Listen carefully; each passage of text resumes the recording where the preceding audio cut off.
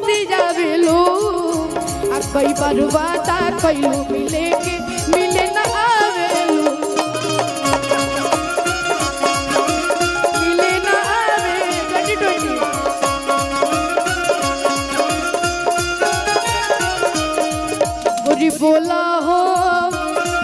गोरी बोला हो तनी बोला हो डेटा बढ़े की गाड़ी लाड़ी तनी बोला हो डेटा बढ़े की दिल धड़काता केहू के प्यार में केहू के प्यार में केहू के प्यार में केहू के प्यार में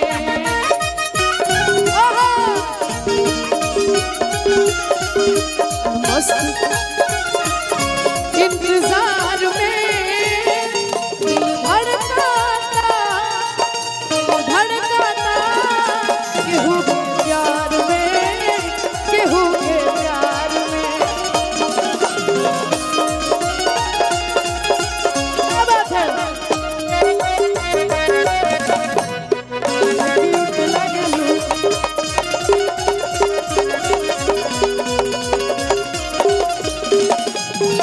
हमारे प्रभु भैया संदीप भैया इसी में चलते रहिए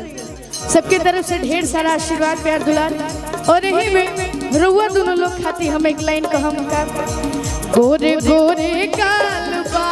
गले पे काला तिल हो रहा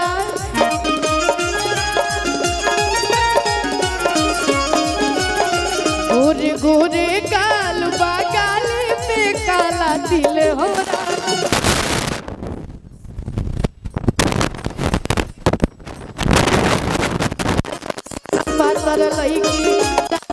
सनगोट लईकी की समत से मिले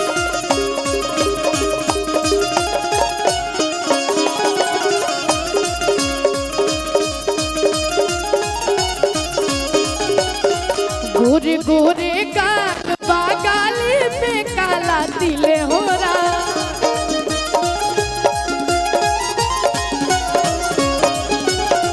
गोरे गोरे गाल बागाली पे काला तिल हो रहा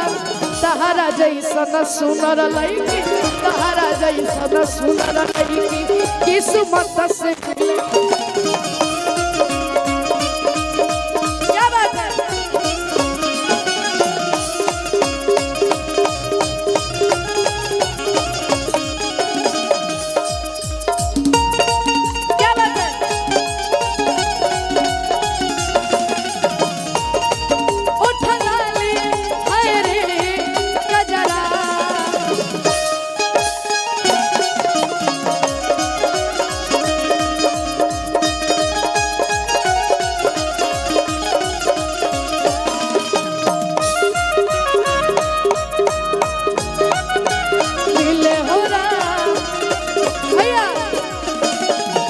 और दिल से धन्यवाद हमारे कक्कू खान अंकल का जिनके इतने प्यार की वजह से आज हम रहुआ सबसे मिलने एक बार हम चाहते हैं कक्कू अंकल के लिए आप सभी जोरदार ताली बजाइए और गोलू भैया का भी आगमन हो गया है तो गोलू भैया के लिए हमारे कक्कू अंकल के लिए और विजय भैया के लिए एक लाइन क्या भैया कि गैला तू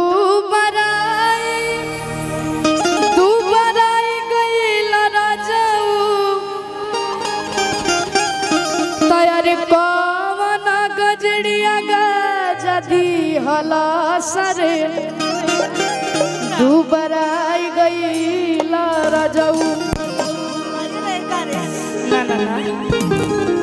अच्छा हम शुरू से ही बात कहते आ रहे हैं हमारे बिया होके में रूपा जी बड़ी बाधा तो निकल डालम रहुआ कि गईला तू बराई गई राजाऊ तरे कौन गजड़िया गजदी हला सरे तू बराई गईला राजाऊ अबे के बा कैसे कि गईला तू बराई गईला राजाऊ गईला तू बराई गईला राजाऊ कौन गजड़िया गजदी हला सरे तू बराई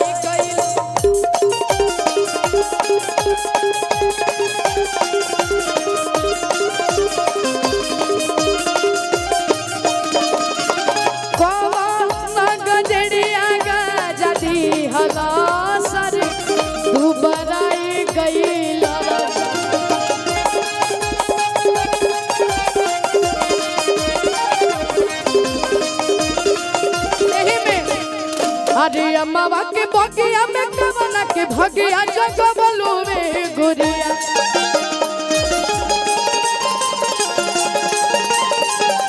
क्या बात है गुलू भैया।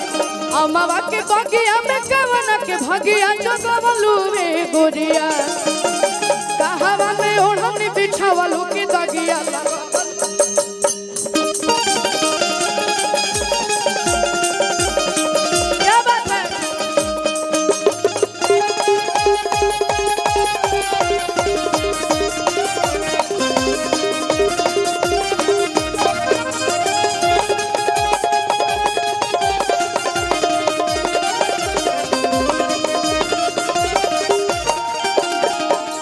और हम चाहते हैं हम सभी के बीच हमारे कक्कू खान अंकल भी, उनके लिए मैं दो शब्द कहना चाहता हूँ। हम चाहते हैं कक्कू अंकल आप आ जाइए, क्योंकि आज अगर मैं यहाँ पे आया हूँ